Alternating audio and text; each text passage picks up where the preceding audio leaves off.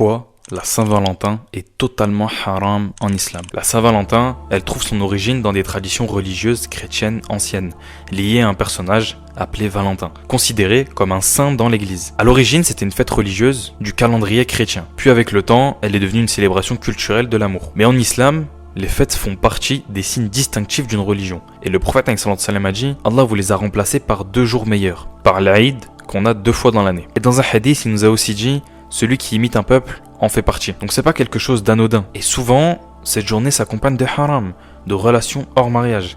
Alors qu'Allah dit clairement, et n'approchez point la fornication, c'est une turpitude et quel mauvais chemin. L'amour en islam, il n'est pas interdit, mais il est protégé par le mariage. Pas exposé dans une fête religieuse étrangère aux nôtres. Et surtout, offrir un cadeau à son épouse, passer une journée avec elle, faire des activités avec elle, être doux et attentionné, c'est pas seulement un jour dans l'année. Le prophète a dit, le meilleur d'entre vous est le meilleur envers son épouse. Alors pourquoi chercher des fêtes ailleurs quand Allah a déjà donné ce qu'il y a de meilleur pour nous?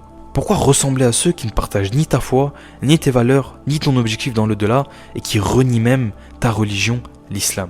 Un musulman, il n'a pas besoin d'imiter pour aimer, ni d'un jour précis pour offrir, ni d'une fête étrangère pour prouver ses sentiments. La vraie dignité du musulman, c'est d'être fier de ce qu'Allah t'a donné et de ne pas échanger la vérité contre quelque chose de vide.